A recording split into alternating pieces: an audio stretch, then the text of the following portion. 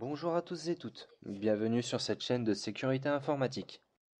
Dans ce nouveau thème, nous aborderons les techniques de sniffing et attaques dites MITM. Nous commencerons par une introduction, autrement dit, tout simplement comment ces attaques sont-elles mises en place. Nous continuerons par la compréhension de ce qu'est la technique de sniffing, avec l'utilisation de Wireshark qui est un analyseur réseau, à travers plusieurs vidéos, afin d'acquérir les bases fondamentales d'une analyse. Nous continuerons sur d'autres vidéos sur la mise en place d'une attaque MITM grâce à différents outils. Commençons tout d'abord par l'introduction. MITM signifie Man in the Middle, en français l'homme du milieu. La catégorie d'attaque dite de l'homme du milieu consiste à intercepter les communications entre deux parties sans pour autant que ces deux parties ne se soucient que le canal de communication ait été exploité. Ce cas de figure se passe généralement entre un utilisateur cible et son moyen de connexion. Par conclusion, l'attaquant se placera entre la machine de l'utilisateur cible et son moyen de connexion, routeur, etc., afin d'intercepter son trafic de communication entrant et sortant de son réseau. Ce premier schéma d'exemple indique une communication client-routeur basique. Le client, depuis son navigateur Internet, souhaite accéder au site de sa banque. Pour ce faire, il rentrera par exemple dans son navigateur mabanque.fr. Son ordinateur enverra donc une requête au serveur de mabanque.fr. Cet exemple indique la flèche numéro 1 qui est le trafic sortant. La flèche numéro 2, en vert, indiquera le trafic entrant. Le serveur de mabanque.fr enverra à son tour une réponse contenant la page de connexion au client. Maintenant, analysons le schéma d'exemple d'une communication client-routeur en MITM. Toujours dans le même contexte, dans le trafic sortant, la flèche numéro 1, le client depuis son navigateur Internet souhaite accéder au site de sa banque. Pour ce faire, il rentrera par exemple dans son navigateur Internet mabanque.fr. Son ordinateur enverra donc une requête au serveur de mabanque.fr. Toujours dans la flèche numéro 2 indiquant le trafic entrant. Toujours dans le même contexte, le serveur de mabanque.fr envoie à son tour une réponse contenant la page de connexion au client. Comme nous pouvons le voir, la relation client-serveur reste le même. Sauf à une exception, le fait qu'une deuxième personne dans le réseau local du client a mis en place avec X méthode d'attaque MITM afin de pouvoir intercepter le trafic sortant et entrant entre le routeur et la machine du client. De ce fait, la deuxième personne pourra donc lire les trames entrantes et sortantes passant entre le client et le routeur. Il utilisera donc ses compétences dans divers protocoles de communication afin d'améliorer son analyse. Tout d'abord, il faut savoir que ces échanges de données s'exécutent suivant un protocole nommé ARP. Adresse Résolution Protocol, en français protocole de résolution d'adresse.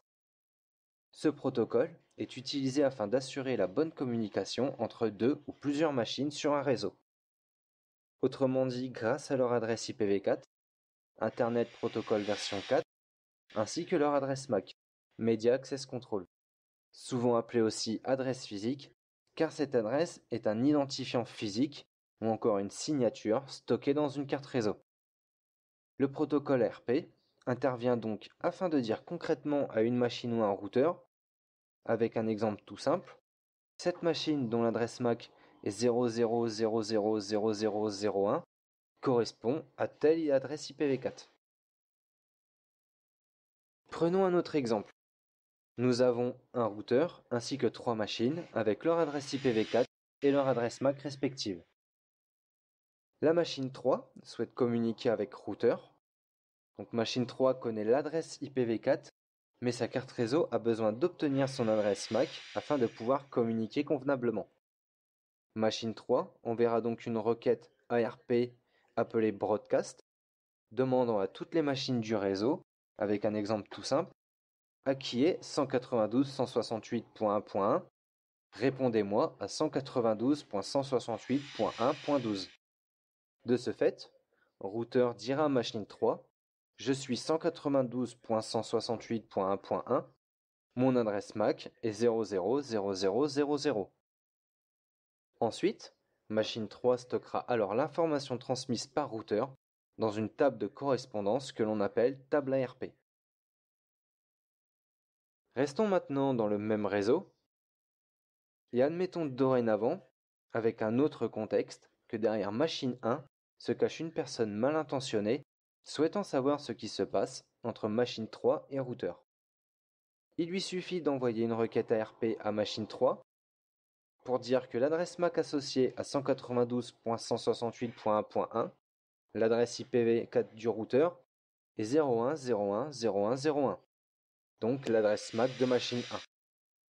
Il enverra par la suite une deuxième requête ARP à routeur pour dire que l'adresse MAC associée à 192.168.1.12, donc l'adresse IPv4 de machine 3, est 01.01010101.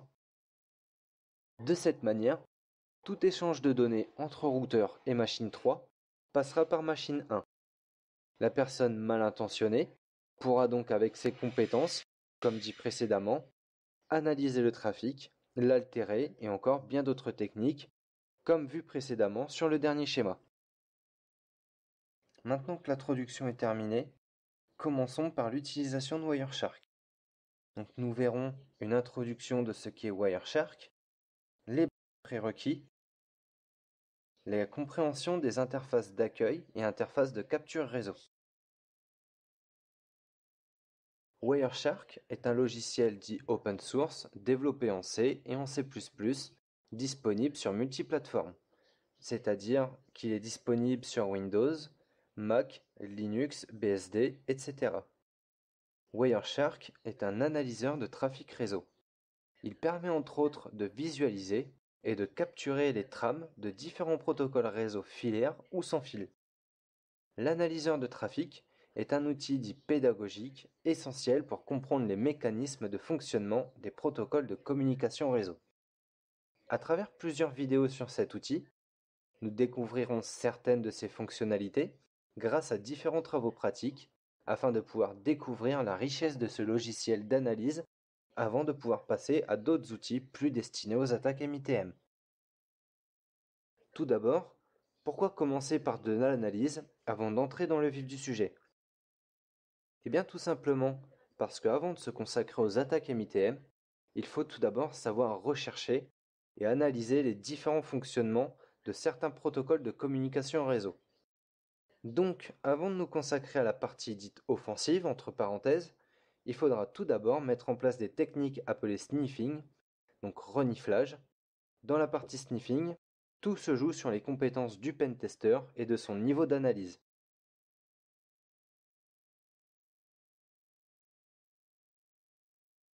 C'est-à-dire que plus le pentester aura de connaissances sur le fonctionnement des différents protocoles réseau, plus performante sera son analyse lors de la phase de sniffing. Prenons un exemple tout simple. Lorsqu'un chien cherche son os, il ne va pas commencer par faire 15 000 trous n'importe où.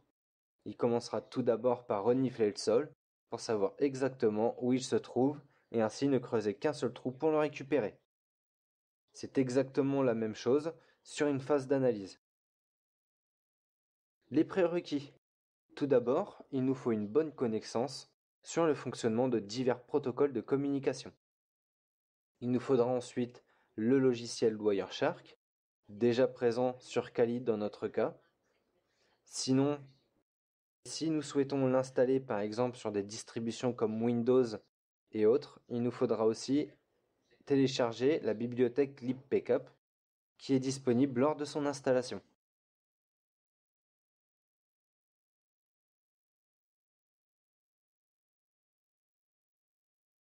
Pour démarrer Wireshark sur Kali, il nous suffit tout simplement de nous rendre dans le menu d'application, de se rendre dans le volet renifler et l'usurpation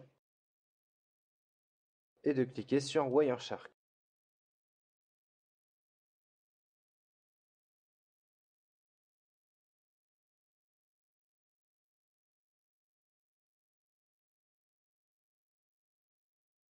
Nous voici donc sur l'interface d'accueil de l'analyseur de réseau Wireshark.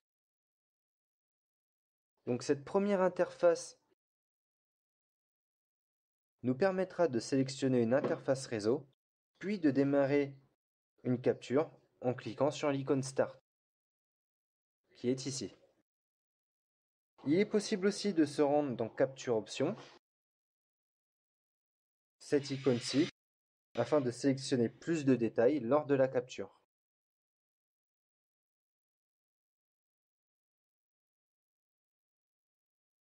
Maintenant, regardons la barre d'onglets. L'onglet Fichier servira à ouvrir un fichier de capture sur notre propre réseau ou sur un réseau analysé à l'extérieur, ou encore de sauvegarder une capture établie, de l'exporter sur plusieurs formats, etc. L'onglet Éditer nous permettra différentes solutions lors d'une capture, comme par exemple trouver un paquet précis, trouver un paquet suivant ou précédent, ou encore modifier les préférences du logiciel, etc. L'onglet Vue permettra d'ajouter des détails aux trames lors d'une capture. Sa taille, son détail, sa résolution des adresses physiques, réseau, transport, date et heure, minutes, secondes et millisecondes de capture. L'onglet Aller nous permettra de se rendre à un paquet précis, par exemple aller au suivant, aller au précédent, ou encore au premier ou au dernier paquet capturé. L'onglet de capture, lui, permet de fixer les paramètres vus précédemment, comme sur l'interface d'accueil. Donc, nous avons le bouton d'option, le bouton démarrer, la capture des filtres ou encore actualiser les interfaces. L'onglet analyser, lui, permettra d'accéder aux filtres mis en place lors d'une capture. Par exemple, IPv4, IPv6, affichage des filtres macro, liste des protocoles avec description activée, suivre des flux TCP, UDP, SSL, etc. L'onglet Statistiques permet d'établir différents calculs de données ainsi qu'à diverses statistiques selon les protocoles, visuer des adresses résolues, etc. L'onglet Téléphonie, lui, permettra d'effectuer différentes analyses et statistiques sur différents protocoles comme la VoIP, le GSM, le LTE, etc.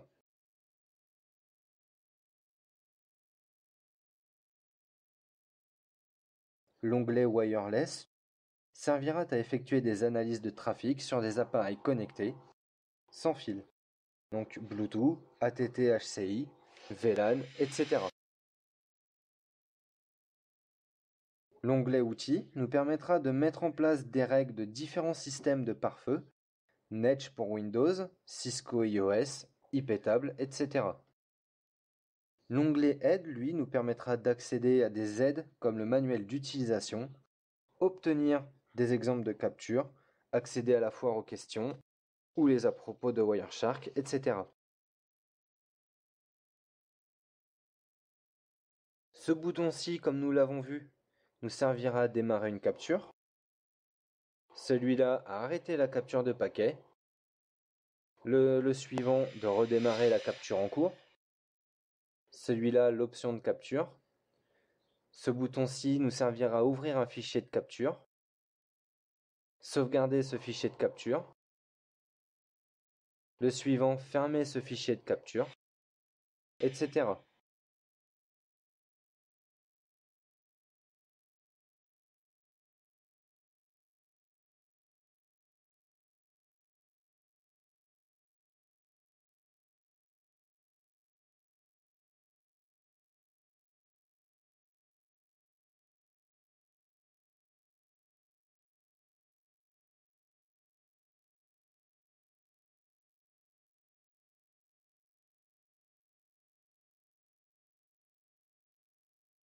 Maintenant que nous comprenons les diverses possibilités de l'interface d'accueil, nous pouvons passer à la mise en place d'une capture réseau et ainsi comprendre comment se divise l'interface de capture.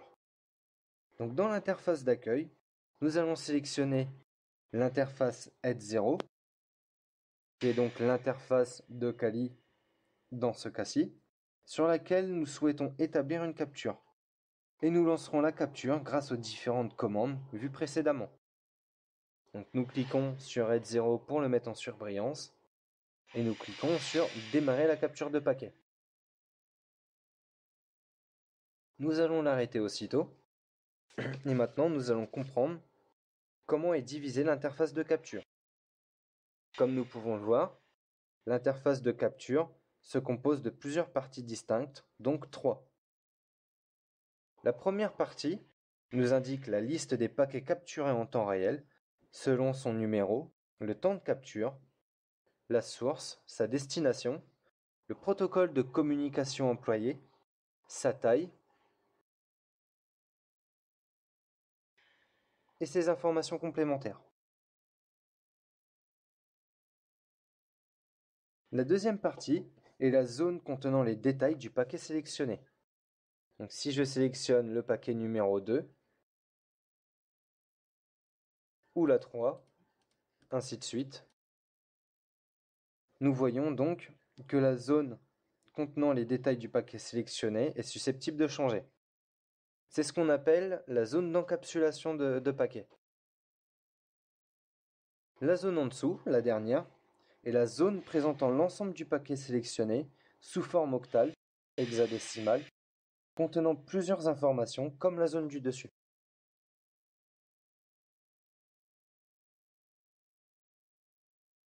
Donc c'était tout aujourd'hui donc sur l'introduction des attaques de sniffing et MITM, ainsi donc qu'une brève introduction et compréhension des interfaces et captures réseau de Wireshark. Dans la prochaine vidéo, nous verrons les méthodes de filtrage et analyse de trames selon différents types de connexions, ainsi que l'encapsulation de trames et détails de niveau d'encapsulation. Sur ce, n'hésitez pas à m'indiquer vos impressions positives ou négatives, et je vous dis à très bientôt.